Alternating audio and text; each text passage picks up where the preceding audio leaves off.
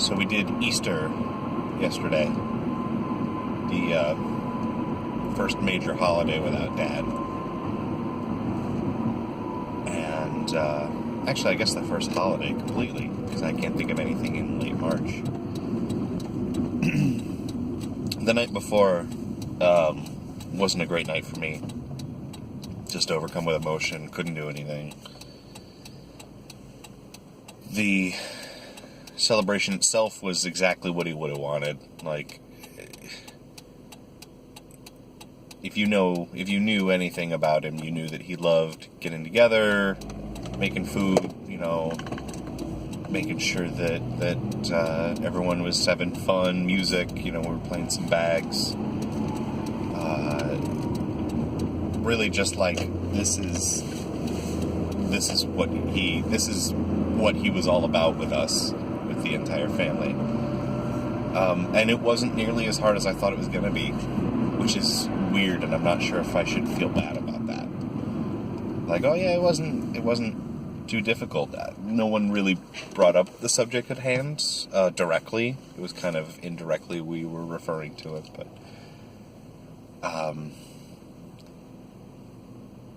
I'm still catching myself a lot where I'll say my parents' house, or referring to the place where my mom currently lives as my parents' house, and I catch myself and I stop and I do one of those like, right, and then here it all comes back. Here it all happens again. That's I guess that's another habit to break, because people around me still say, we're going down to your parents' house, or,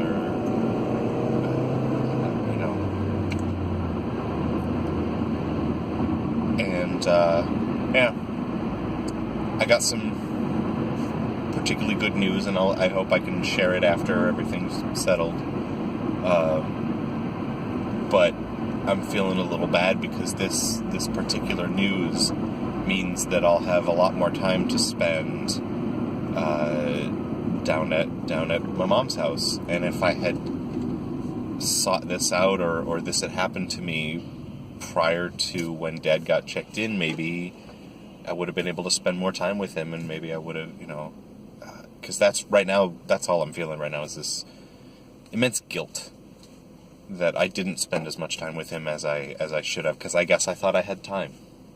I thought, and I think I've said this before, but one of the last things he said to me, one of the last actual conversations we had, he said, I figure I got about 15 years left. And I guess I took that as, all right, well, let me focus on this part of my life and maybe a little less on the family part, and we'll work through the rest of the stuff, maybe sometime later in the 15 years. And that was probably about a month before he got checked into the hospital, because once he got checked into the hospital, my mom spoke to him the night that he got checked in, and then he was sedated shortly thereafter. And he had that couple of days of consciousness, but he couldn't vocalize at all.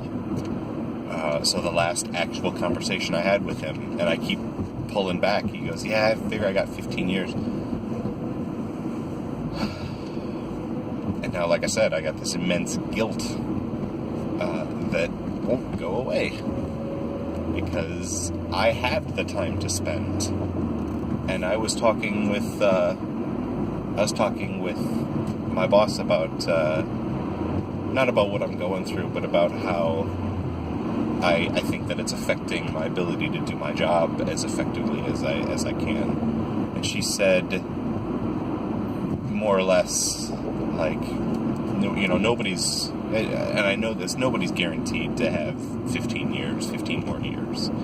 You can kind of assume based on health and all that, but no one's guaranteed. And that I shouldn't really feel bad for not having done it, but that I should take the opportunity to now spend as much time with those that I love, and not, and because the work will still be there.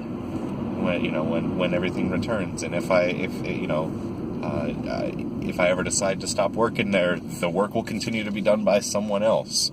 But I only have one family, so I'm trying to take that to heart a little bit, and do more family-centered, family-oriented things.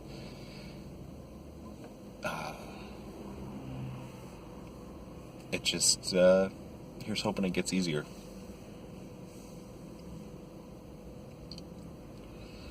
That's what everybody tells me. Thanks for listening.